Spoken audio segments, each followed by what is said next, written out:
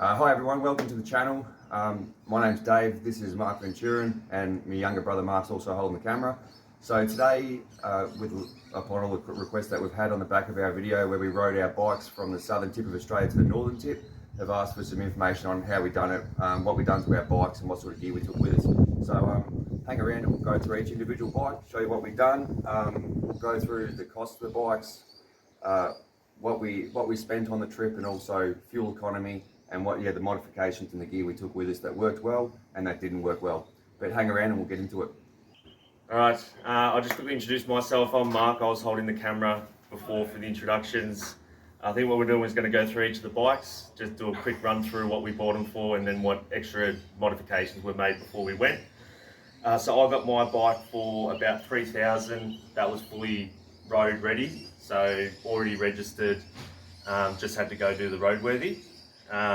In terms of mods that we did, I'll go the non-mechanical. So we just Dave wired in a USB charger, which assisted heaps with charging the phones as we went and our power banks. In addition to that, I think Benchy sourced this tank. I'm not sure what that was from a swap meet down in Wonthaggi, not Wonthaggi, Leongatha. Leongatha, yep. And yeah, that was $100. And then Dave did all the nice stuff down here, which gave it the dual tank system. In terms of the other, I guess, extras that we put on, Benchy made these. What do you call these? These just racks? Yeah, that's modified rack. Just a rack, so keep the panniers off the, from flopping around. Yeah, so it just pretty much stops the panniers from going any further near the chain in the wheel. That's just a bit of flat strap steel, bent over, bolted onto the existing holes that were in the tack rack, and the brace that goes up to the mounting bolt. It took, I don't know, a couple of hours to build. And then just the final nice little touches before we go to the mechanical is just reset the key ring or the ignition ring to the mount of the bike instead of on the front right side. And then I bought a sheepskin as well. That was about $60 on eBay.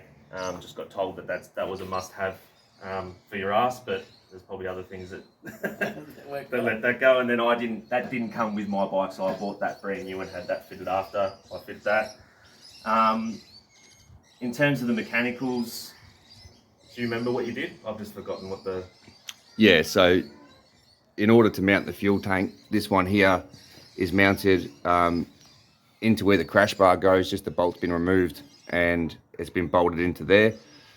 And it's got a 2-inch hose clamp that fits perfectly around the frame of a CT110. And we've just welded a bit of round bar to that clamp and put a bit of hose on there. And that idea there I got off the internet. I can't remember what page it was on, but they just had some photos there, so I thought that was a good idea. And it's just zipped down with some cable ties just to stop that back end of the tank bouncing up when you're driving. But overall, the way that was mounted, it all seemed to work pretty well.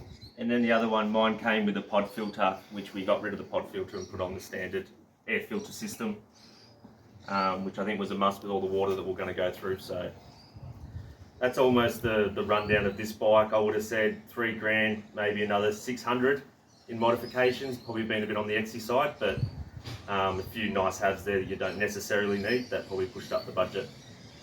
How's it going? So we're on to my bike. In a similar order to what Mark done. I purchased this bike. I was actually supposed to pay $3,000 for it, but when I went down there, the bike didn't start. So I got it $500 cheaper, and it turned out it should have been $500 cheaper. There was a nightmare dealing with all the rust and water in the fuel tank and also in the carby, which Benchy actually come and saved us on the side of the road late one night to drain that water and rust out of it. So thanks to Benchy, saved the day again. That was all before the trip. So got all that cleaned out, and you got a roadworthy for the bike pretty easily. But the cost, the on-road cost ended up being, I think, about $2,800, just under $3,000. And then the first mod I done was the USB port. That's just a cheap one off eBay. From memory, I think it might be $28 or something close to that mark. Also had to replace for the roadworthy my instrument cluster. That had a big crack through the screen and water had got in there, so I replaced that. That's actually quite an expensive component if you buy it directly from Honda, so there's $200 for that. Onto the next, or the biggest mod that I done was the fuel tank. So this is a metal fuel tank, a bit different to the other guys. They've got the plastic ones, but yeah, this is it's a replica of a old Harley Ironhead. I purchased this off eBay. It was about $260, and I painted it myself with a 2-pack paint. Really happy with the results. The only issue was I ran a tank bag on the trip, and a lot of dust got between the tank bag and the tank and caused a lot of rubbing, and it acted like a natural sandpaper. So because the fuel tank was mounted, I couldn't access the old key, so that was remounted here on a little L bracket I made out of steel and just painted black.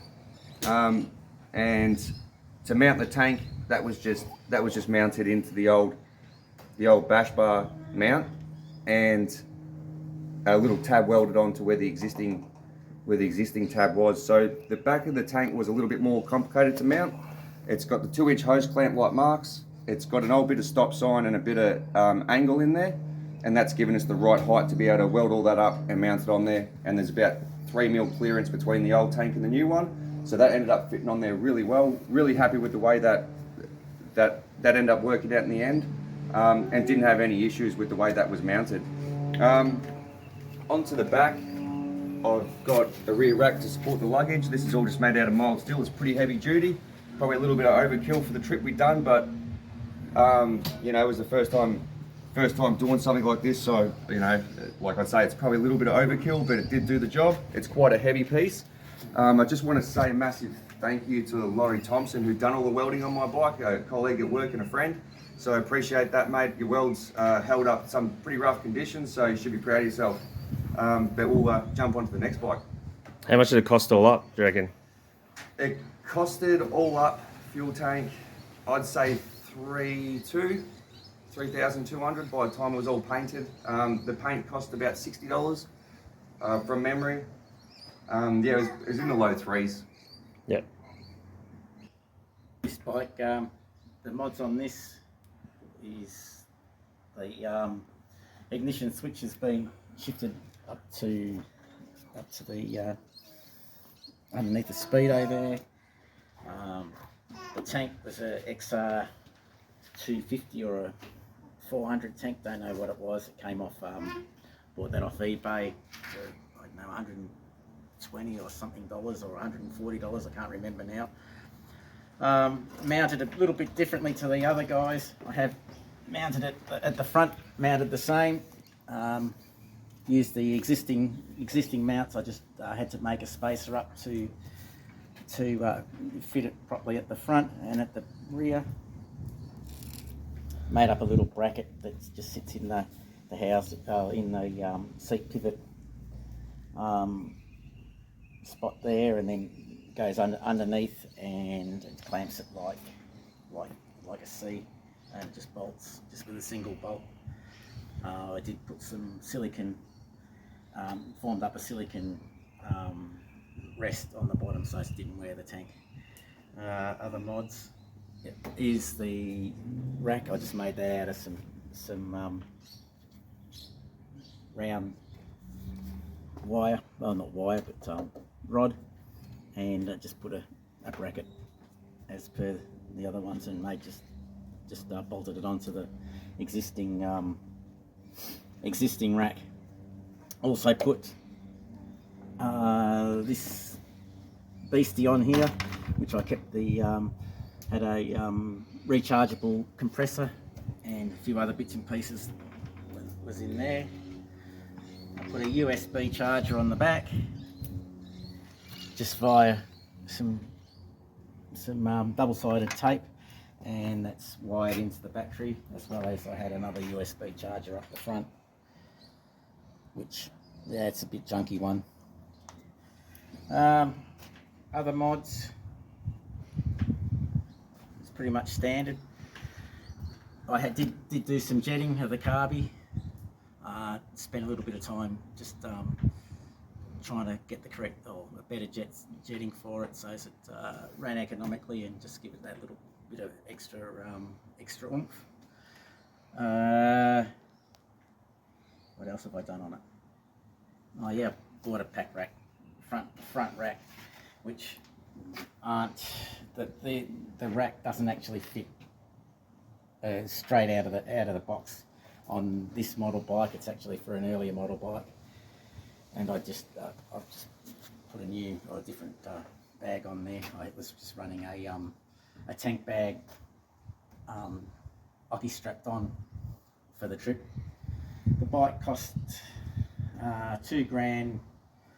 Then I got it without registration or roadworthy, so I got it roadworthy and registered. So all up's probably in for about $3,000. A lot of the questions we got asked on the trip, well, since we've been back on YouTube, is what gear we used. So we're going to go through that now, especially, you know, like some of the essential items that we used pretty much every day, some of the things that were great and some things that weren't so great. So I'll start off just by saying that Mark and I had a very similar setup in the way we carried our swags. We had the swag in the this North Face bag, which we kept all our clothes in. This bag alone would be one of my favourite items for the trip. It has these lashings in it that the straps went through. It was waterproof. There's plenty of room in there for all our clothes. I've actually got all the gear I took in my on the trip that's worth having. But yeah, this bag was, I'd give it a 10 out of 10. It was absolutely, it was a lifesaving bag to have. This is a tank bag that I got from Aldi's. I believe it was about $60. This was a love-hate relationship.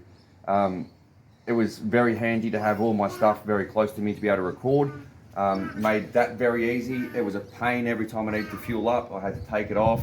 The guys were always waiting for me last to get my fuel cap off, and the same thing doing it all back up. So that started getting tiresome towards the end, having to do that. It's also absolutely woeful on dirt roads, especially hitting corrugations. The magnets on this aren't very strong, as you can see, and I was constantly just knocking it backwards and forwards with my knees, and it was quite a nightmare. And I couldn't do anything with it. Had no storage, no place to put it when I got on the dirt road, so it was just something I had to deal with. But so, like I said, love, hate. You know, if I'd done it again, I'd probably try to find a different source to carry my cameras, but it also gave me the means to be able to record, change batteries in the GoPros, so it was sort of a necessary evil. In some of the items, my saddlebags aren't on at the moment, they're in the bin. I used some canvas, I dare say they're probably about 10 litre bags. I got the idea of Mark from Biker Bits on YouTube. He does an awesome video on, you know, he makes some racks out of aluminium and he uses the same bags. I pinched that idea from him. Unfortunately for me, it didn't work out that great. By day 2, I was blowing out straps on the bags and ended up doing most of the trip with them just held to the bike with some these grip straps, these pull down straps that I ended up getting from Bunnings in Bairnsdale, but that sort of saved me from the trip. Another couple of essential items that I had was some wet weather gear. Got that from Anaconda. So people that are watching from overseas, Anaconda's just like an adventure store. They sell a lot of outdoor camping, fishing, hiking stuff. My second favourite item for the trip would have been Jetboil. It's pretty much made all our coffees every morning. It's very efficient. It doesn't take long to boil at all. It's got an awesome gauge on the side here as this turns orange as it heats up. So that was quite handy. Used that a lot. Also a little portable gas cooker. I won't pull all the way out. I'm sure most people have seen. It's just, you know, plugs into one of these gas cylinders, and we just got a little bit of cooking and stuff. So most of the food that we took with us for when we were camping out in the sticks was just canned food. It made it easy. You know, you just pour it into the pot, heat it up, and eat it, and that was that worked out to be quite well. So in my panniers, I carried a 5 litre jerry can for the whole trip. It was a similar setup to what Mark was running, but 5 litre jerry can, spare tube, some tyre irons to change a tyre, which luckily we didn't need to do. And on the other side, I had all this cooking gear. I then had my swag, which I have here. So this is the Biker Expedition swag. I kept all my stuff in it, so my sleeping bag, mattress, pillow, that's all inside the swag. Venchi was running the same swag. I'll let him talk about his. Mark was running the Dash swag, a similar setup, different brand, but I would much prefer what Mark had. I didn't have the greatest experience with this swag, although it's easy to set up. It is lightweight, it transported very well. The condensation I was experiencing, even on mild nights, was just insane. I had big pools of water, just the condensation. I just had both ends unzipped. I tried plenty of different ways to try to combat it. It didn't make a difference. Venture had some ideas about weathering the swag, which I didn't do. I've never had any problems in the past with swags needing to be weathered. But yeah, that was probably not the greatest experience swag-wise for me. Other than that, I had the swag, the bag with my clothes on top, and then this bag. So one of the items I took with me that I just did not use at all, I did have an SLR camera in this bag, but being that it was always strapped down and very hard to access, it just didn't get used. So if you are planning on documenting your trip, make sure you do have a means of being able to have a mobile phone or like a GoPro or whatever it is. Make sure it's accessible, because if you make it hard, you're just not going to use it. And I found by having this, you know, it gave me the opportunity to quickly change out batteries. We didn't miss too much of the trip, and that's about it. But we'll jump over to Venture's bike and some of his gear. Right. The famous pants, nice and comfortable. Disgraceful. Cargo type pants. So They're lined ones, so they're proper bike pants.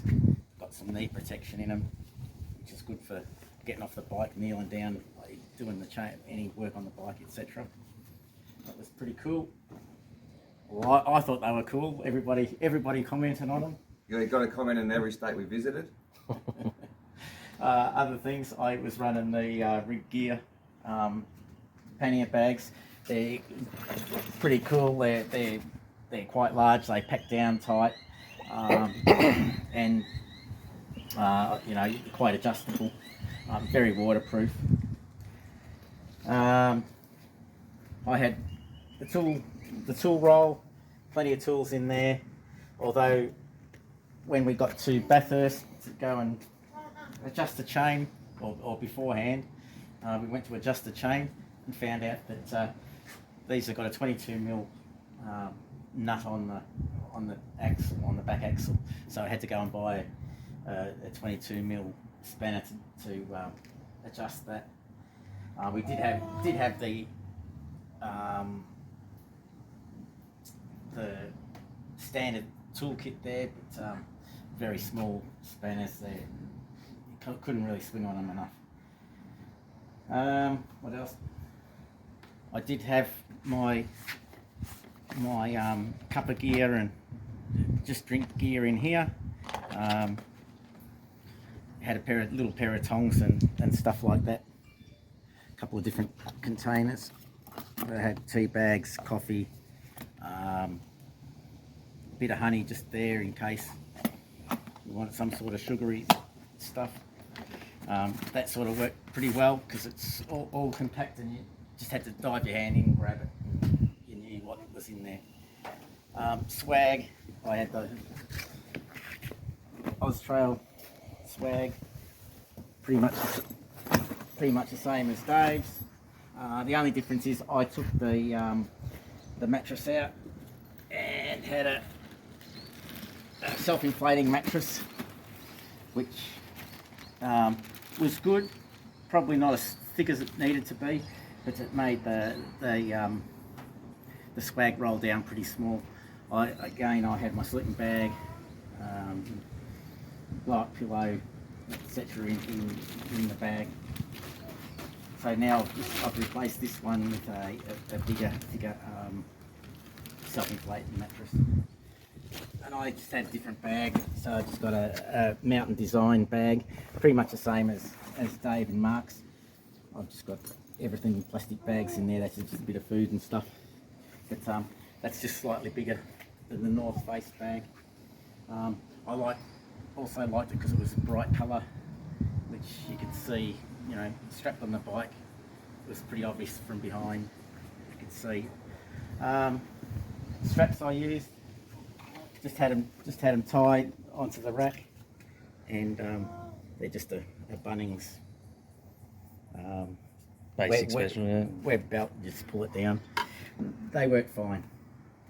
So one of the other things Venture did have on his bike that's not there anymore, he had water. I'll put a clip of the trip, but he had a PVC tube here that held water.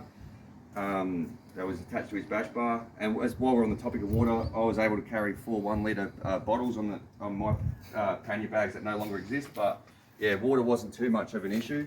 Most of the places we stopped, we were able to, you know, get fresh water and top up our bottles. So that was one thing when we travelled that we didn't have any issues with. What was your overall thoughts of the water on the bash bar? We only sort of used it one day, and then coming out of the telegraph track, about a K from Bedwell Junction. Bramwell Junction. I knocked the tap off and lost all the water. So that was, after that, just didn't worry about it. But, it's just a matter of carrying some extra water. I had a Camelback. Yes, that's the one. A Camelback and a couple of litres. Ended up just carrying a couple of litres as well. Yeah. And so that worked well. So for all the people viewing, I know that we've got a bit of an audience worldwide. We just for the record, don't condone the use of these pants or wearing these pants in the design. I'm sure they'd be not just considered disrespectful in this country, but most other countries that you've travelled to. So we don't condone that. I wanted everybody, us all, to wear them, so we stood out. Yeah, he stood out all right. So I know a lot of people that are watching this are planning trips at the moment that have reached out to us. So some of the things that you might need to do from a maintenance point of view, we'll go through what we did, and it might be able to help you out. If you're lucky like we were and had a Venture, you don't need to know as much as, as much about a bike as you need to, but Venture's going to take you through. This is what we used to check on a daily basis. So that's every morning we woke up before we went riding. Well, not every morning, sometimes it was 10 o'clock because we forgot to do it, but every day we'd do a routine check, and Venture will just take you through now what we've done. Just a routine check, just to look over the bike.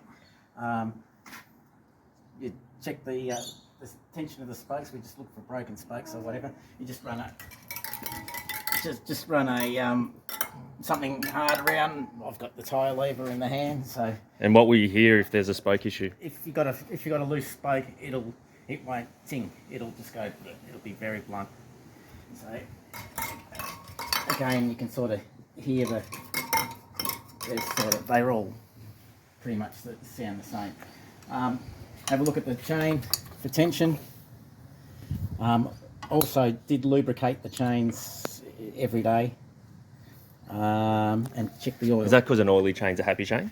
An oily chain is always a happy chain. Around this side, we check the oil, and with these, you actually check it and just drop the dipstick in, have it loose, and that determines your level on the dipstick. You don't go in and screw it right in and then try and check your oil. Otherwise, you're going to be light on oil. You're going to be at the bottom of the stick instead of the full level. And how often were you topping up? Started off all right. We're only topping up every few days, and then by the end of the trip, my bike especially, as soon as we got up into the warm weather, ended up using a lot more oil. So while we're on the topic of maintenance, it's probably a good opportunity to go through the issues that we had mechanically with our bikes on the trip. So Mark's bike, unfortunately, was the bike that probably had the most issues. It wasn't really tested out much. Venture and I had an opportunity to ride our bikes a fair bit before the trip and just work out any issues we had with them. The biggest issue we had with Mark's bike was when he bought this, as he mentioned earlier, it had a pod filter on it. And with that, it was jetted up to about 80 main jet. So once we've restored it back to the original stock air system, it wasn't getting much air and getting a heap of fuel. So he was using about 7 litres to our 5. The bike ran reasonably okay, but you smell the fumes behind it. It's just the fuel consumption was the biggest issue. So he was going through a lot of fuel. We ended up getting that sorted out at Palmer River. The reason it took so long is we made a massive mistake on thinking that every Honda shop in Australia would have parts for these bikes, and they're getting quite old now, and the reality is they don't. So what we worked out is Lambda Motorcycles in Brisbane. If you're planning to do a trip like this on these bikes, save them as a web search. But we were getting parts ordered from them. They're very quick at dispatching them and sending them, so we'll just get them sent 3 days in advance to wherever we would be and fit them to the bike. So that's what we ended up doing towards the end, and it worked out well. The other issues we had was nuts and bolts. You will lose nuts and bolts. Both my bike and Mark's bike, the front guards here, lost the bolts out. So it's probably a good idea that when you're running spanner over them before your trip, just pay extra attention because we missed those ones. And also the speedo bracket here broke both minor marks on the corrugation. So it might be a good idea to pre-tape them. Once you get onto those rough roads, maybe do what I've got here before it breaks, to try to give a bit of extra support. Luckily, Ventures didn't break. Other issues that we had on this bike was we lost some bolts off the bottom of the headstem here. Venture done a good job cable tying. We also snapped the front brake cable on this bike, and I broke a brake lever on mine. So as far as carrying spare parts for mechanical issues, we didn't take a lot other than tubes. Our idea was that, you know, traveling light would be better off, and it shouldn't be hard getting parts for these bikes. So if I took anything, it'd probably be that I didn't have, would probably be a brake lever, especially if there's 3 bikes, so there's a high probability you'll break the brake lever. The other thing I think you need to have is some nuts and bolts and etc. Just in case you lose a bolt here and there, at least you can, if you've got some reasonable sized ones, you can fit them in and into most applications. So yeah. So we move over to Venture's bike, where we put probably the next biggest issue that we had, which wasn't a big issue at the time because of Venture's daily maintenance routine. He did realise that he was losing a fair bit of oil. Venture, you want to take us through what the issue was there? Yeah, I pulled up at up the fuel, and I noticed that I was leaking a whole heap of oil. So I sort of had a bit of a sticky nose around, and the oil seal that's on the counter shaft was leaking like a sieve. So the next town we got to that had a bike shop, we went in there, and we were able to source a oil seal, and then we fitted it the next day when we did the service on the bike, or on the bikes. So that was an oil change, etc. That was Gundawindi. One of the other questions is costs. So sort of did a rough estimate of the cost. So for us it was about $100 a day. That's your fuel. We did camped in caravan parks. We had cabins occasionally, and free camp. So that was worked out about $100 a day. Well, one thing we did do, we ate very well on the trip, and that was a decision we made about the trip. We were putting so many Ks in during the day. Our primary cause was to raise money for Bowel Cancer Australia, and you know, everything else sort of comes secondary to that. So the idea was just to be on our bikes as long as we possibly could. So, you know, occasionally staying in motels and at caravan parks just made life easier for us. So that's what we opted to do. But if you're planning to do this trip, you could probably reduce that cost a great deal by a lot more free camping. The camping side of it was fun. We had, we just had lightweight tents. If you want examples of how we were camping, just watch our trip on YouTube. I'll attach a playlist to this video. You can check that out. But essentially, could we have done? Would we have done anything differently? Probably not. I think I had an absolute blast on the trip. Yeah, look, it made it really good because we didn't actually have a set place to go to each day.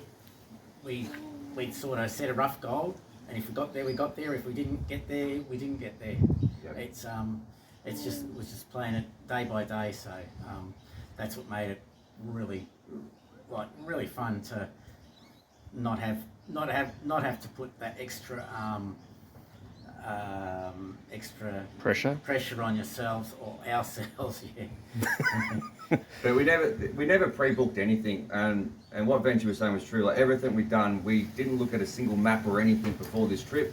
The plan was a simple plan, and that's to get to Cape York and back in a month, and we achieved it. And it's probably one of the highlights of the trip is not having things booked in, not having things scheduled. Just jumping on your bike and going. So if people are planning on doing this trip and you're too bogged down in the idea of having to plan a trip like this, you don't. Just get on your bike and start going, and things will just work out. It did for us. We proved that. So in a nutshell, that's pretty much about everything. Just want to talk roughly about, I suppose, a recap of the trip. We did manage to meet our target of raising over $20,000 for bowel cancer. We raised $17,000 thanks to everyone who donated through the GoFundMe, and we're lucky enough to have a out of payment through Mark's work that we went directly to Bowel Cancer Australia. But overall, we did make over the $20,000 mark, and just want to say thanks to everyone that supported us. We do plan on making more videos. I actually quite taken back by the response of the YouTube community, especially people outside of the country. I didn't think this would be viewed as much as it has. So I just want to say thank you. We are going to be working on new content. And if you do like this video, please like and subscribe, and we'll see you next time.